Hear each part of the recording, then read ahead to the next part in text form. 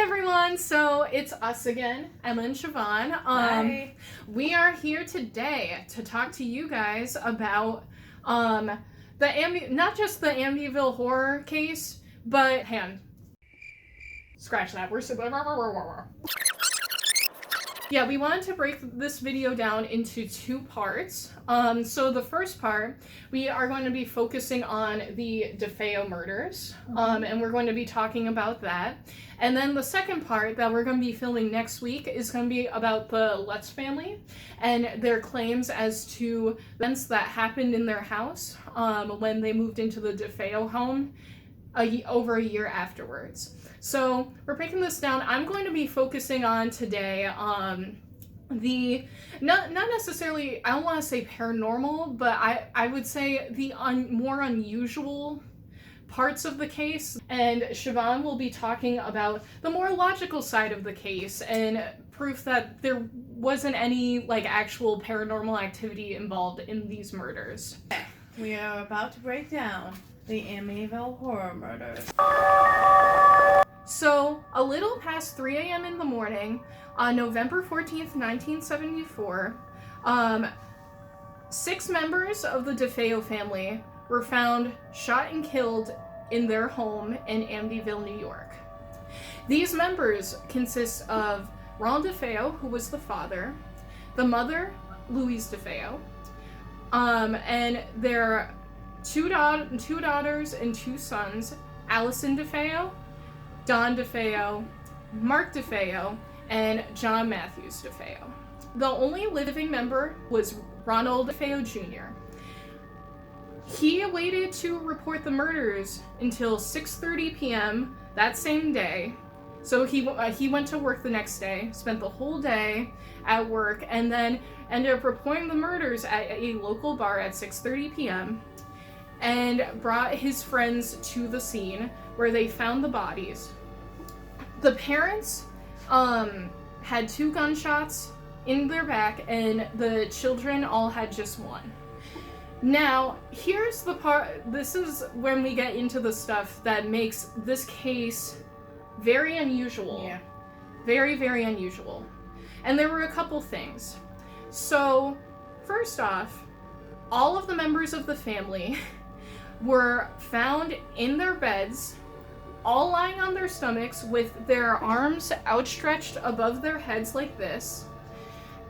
And there were no signs, not only were they all in this position, but there was no sign of a struggle by anyone.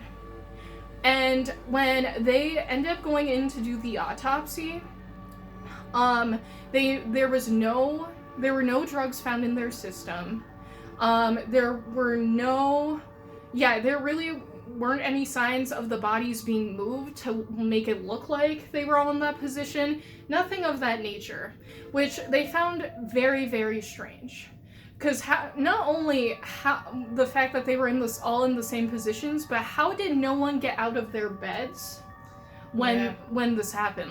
Another big thing that is part of my point is the fact that the mother, Louise, and the daughter, Allison, were confirmed, according to the autopsy, to be awake when this all happened, which makes it even crazier, because if you're awake, wouldn't you put up some form of a struggle, so that's another additional strange thing about this. But they claim that the killer, which at this point everyone pretty much knew it was gonna be Ron Defeo Jr., how he was using a .32 caliber Marlin rifle, which they don't have mufflers for those. So if someone's being shot in your house with this particular rifle, you will wake up. And another interesting thing to notice is I'm actually going to add these photos to the video, but if you look at the lot that the Amityville house is on, and you look to see where the neighbors are, they are in very close proximity to each other. It's not like this is a house in the woods, really far away from people, and things like that. Their next door neighbor is literally just feet from their house. The neighbors should have heard it. And the neighbors, when the police were investigating and they talked to all the neighbors, All of the neighbors have claimed that they did not hear a gunshot around that time. However, the one neighbor, one of the next door neighbors, did say that they heard the family dog barking. So, if you can hear a dog bark from next door, you should be hearing gunshots. And especially, like, multiple gunshots like that. So, those are the kind of, like, the more unusual parts of this. And a big theory, like, that came up when this all happened was when Ronald Defeo Jr. went to trial for the murders. He was saying that, like, he heard voices in his head and that, like, something bad inside the house told him to kill his family. Mm-hmm. And so when everyone started hearing this, they were like, well, maybe, like, I'm not necessarily saying this is true or that I believe this. However, everyone started saying that they thought that, like, there were forces involved, and, like, there's a big claim that, like, demons can muffle sounds.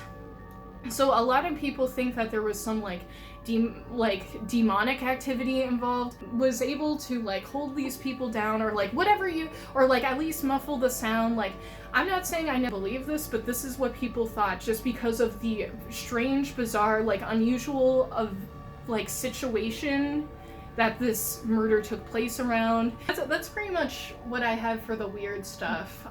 Yeah, there's really not a lot, honestly. Once you break this down, you'll be utterly shocked to realize how much, like, this is like any other murder case, in my opinion. I'm gonna start off with Ronald Defeo had a huge history of violence.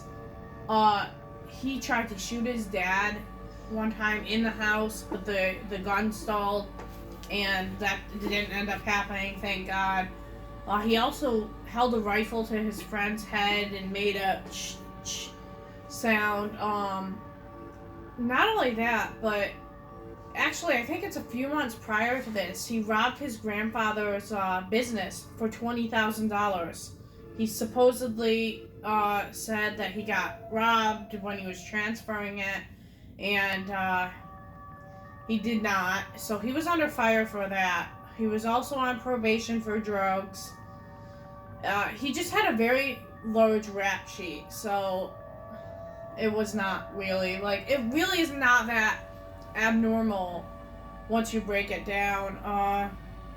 He also had a huge history of drug abuse, and we were actually talking about this the other day, and anyone who has a history of knowing anyone who is into drugs, or, like, dealing with it, like, in the workplace, or whether you're a counselor or anything, knows different drugs have really bad effects on your mind. Like, we've personally seen people go crazy, or heard stories of people thinking, like, people are there when they're not, or people are alive when they're not.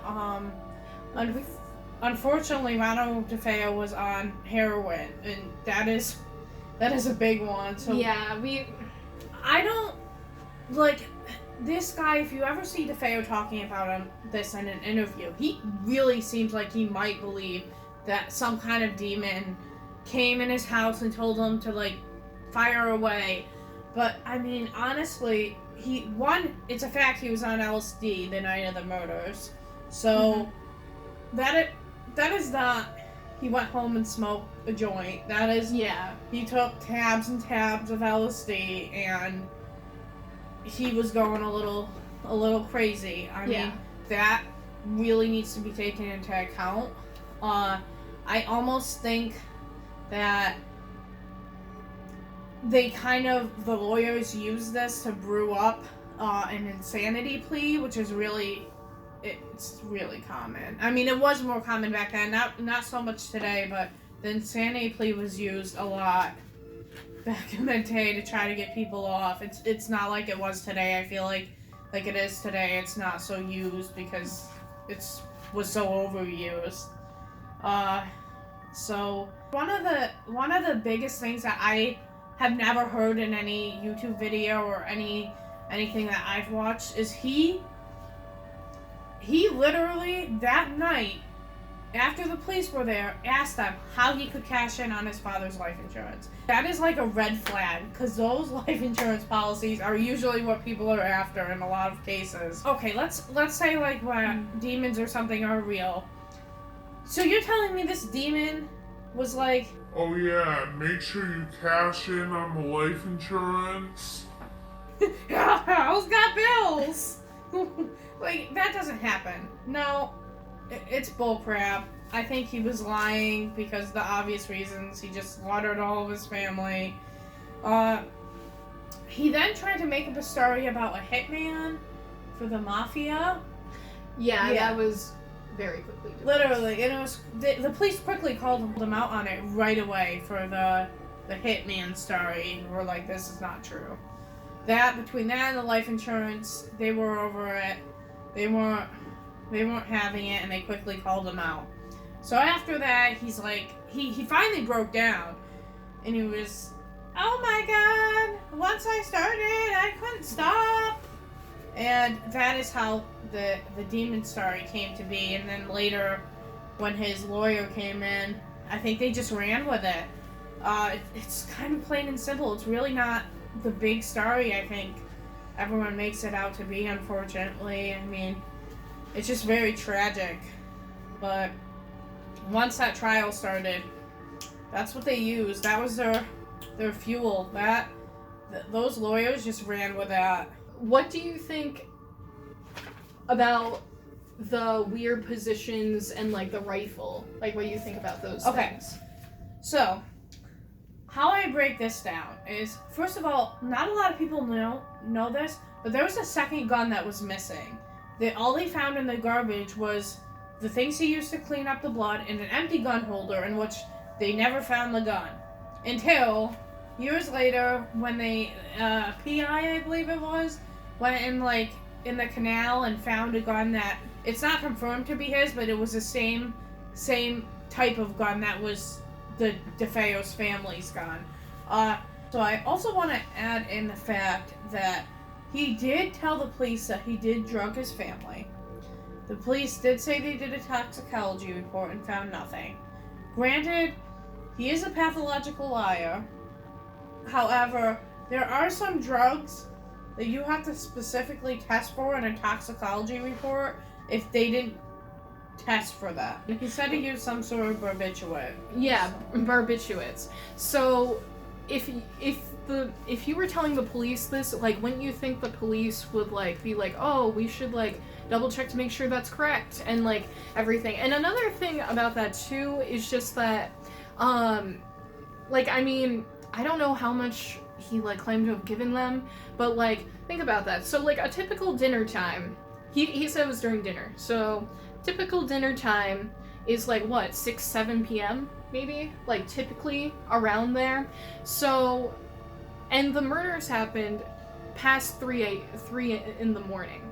So that is, like, over 7-8 hours. It's like 7, 8, 9, like, in there, depending. Yeah, you'd have to give them a decent amount, enough to last. Well, some, I guess, would last, like, 12. But they'd have to have a decent amount of drugs in their system. Yeah, and, like, I don't know, they would, that's, like, a long time to wait to kill people, in my opinion. Like, you're waiting 9 hours, like, I feel like, I mean, I know he was on drugs too, but, like, would you really, if you were really trying to kill people, like, would you really take that risk of, like, waiting that long? You know what I mean? Because, like, it probably hit them pretty quickly if they were, you know, drugged. So, like, it's not like they probably wouldn't have spent hours, like, watching TV or whatever. They would have, like, probably, like, gotten to bed pretty soon afterwards if they were drugged like that. So, like, I don't know. I just think it's weird that, like, they would, like, wait that long to carry it out. So here's my theory. Okay. Dawn, the oldest sister, was part of the murders. And here's why I say this. One, she was the only one who had blunt force trauma besides a gunshot. Also, her bed frame didn't have any blood on it to indicate that she was moved. So, now granted, a lot of the story got twisted and almost, to be made out to be spookier, but that to me, like, if there's no blood spatter on it, the experts say they had to have moved. I think they gave up on Dawn because it was Dawn's the oldest daughter's name, because they thought it was just, like, there's nothing you can't get blood out of a stone. She's dead. Like, you're not gonna be able to convict her of anything. However, here's the evidence to point to that. One, I think you're right. You cannot kill that many people in that short amount of time and have no one wake up. Here's the thing. I think they killed off the parents. Actually, you mentioned something to me that the autopsy said that the mom was actually awake. Yes. They were awake. Yes. Unfortunately, I think he killed off the parents, and because the kids are young and unfortunately very innocent, if he told them to go back to bed, and we've seen this in a lot of different murder cases, the kids are so innocent that it doesn't matter if they hear gunshots. Like, they'll go back in their bed and just stay there because that's what their big brother, who they trusted, said to do, or their big sister. And unfortunately, I'm not quite sure who killed who. I don't think a lot of people know, but I do think they eventually polished off all the rest of the kids. Yeah. And that's how they did it. And then not only that though, but the drug force was watching their house because he was such into drugs. He's literally lying about hitman stories, that he's not on LSD, to even though probation had him take urinary tests and he was on different substances. So he's just literally a pathological liar. And when you're a pathological liar mixed with you just murdered your whole family, you don't want to take responsibility for that, but you're on the fence so much that you're just like, demons did it. As unlogical as that seems, it's not that, once you realize what he's facing, it's really not that, out there to think maybe he's gonna just shrug it off on something else because he doesn't want to take responsibility, just like he didn't want to take responsibility for putting a gun to his friend's head, or just because he didn't want to take responsibility for putting a gun to his father's head, or stealing $20,000. Unfortunately, I think addiction is very, very sad, and I think he was caught up in it. And I think him and his sister, who was also an LSD user, got wrapped up in all this and thought, you know what? We have to kill our family in order to cash in the life insurance policy, and our siblings cannot be alive because then they'll get some of it, and we need all of it. And unfortunately, I think they just shot and killed them all off. The only thing that is very hard for me to understand is, like you said, how none of the neighbors heard it. And this is the only theory that I have, which is, it's a logical one, and I'm gonna have to have Emma put the name on, in subtitles once I figure it out. But there's a theory, and it's if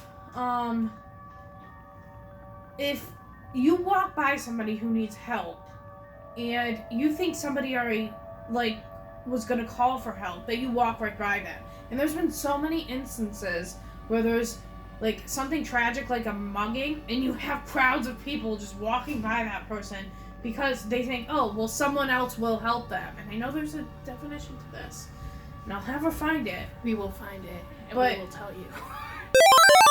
That's a very logical theory. Yeah. I think that's what it comes down to. It's just your normal murder case for money and somebody who's under the influence of drugs. That's my theory. Here's what I think. I think, I do agree with you. I think that Dawn and Ronald Defeo, I think they were working together, and I think that one of them took out the kids, and then the other one took out the parents. That's what I think. Yeah. And I still think it's weird that that Allison was awake, because even though she was a kid, she was 11 years old, so she was one of the older ones. Just the fact that the mom was awake, I think that's weird, because like, I mean, I guess you could be like, oh my god, she was in such a state of shock, but like, just the fact that she didn't move from that like weird position, like I still think that's very strange.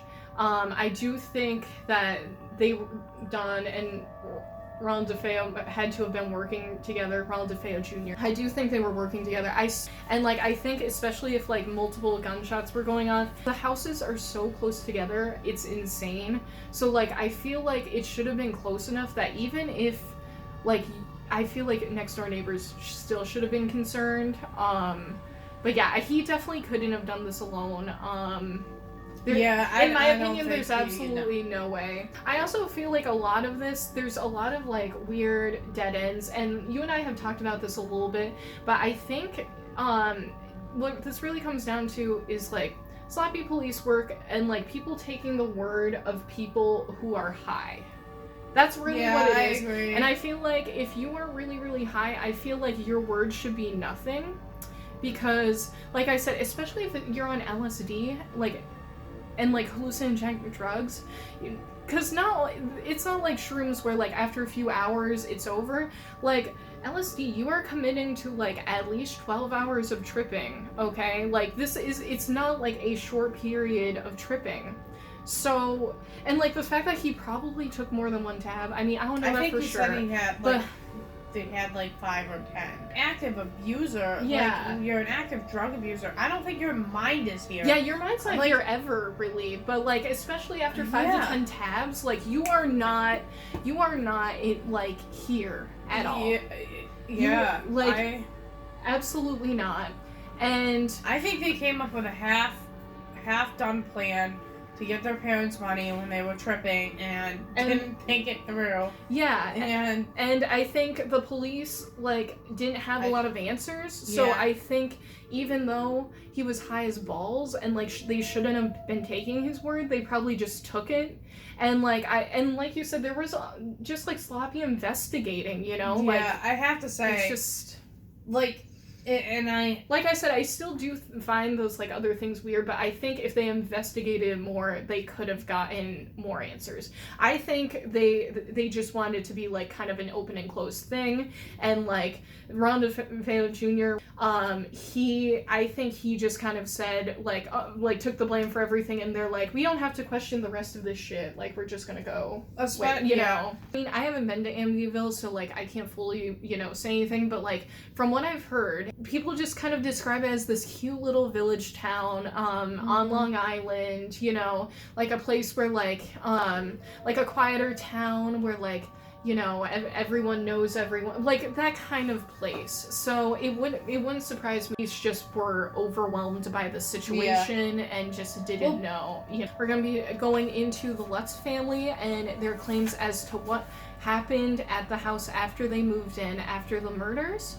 And the media frenzy, I'm going to be talking a lot in the next video about the actual, like, paranormal claims there, and I'm going to be, like, we're going to be kind of debating it. I'm going to be going from the viewpoint of someone who believes their claims, or at least, not necessarily all their claims, but at least believes that, like, there is some paranormal activity or there is a haunting going on. And then Siobhan once again is going to be going into the more logical stuff and try to kind of debunk some things. But yeah, that's thank you for watching. Thank you please guys. Seriously guys, subscribe and let us know what cases or what you want to see, because we are all about doing investigations. Yeah, we are about looking into the nitty-gritty of all this. We love our research. Please, so let us know, because we will get into that. Yeah, let us know in the comments below, and we will see you guys next time. Bye. See you next time. Bye, guys. Peace. Deuces.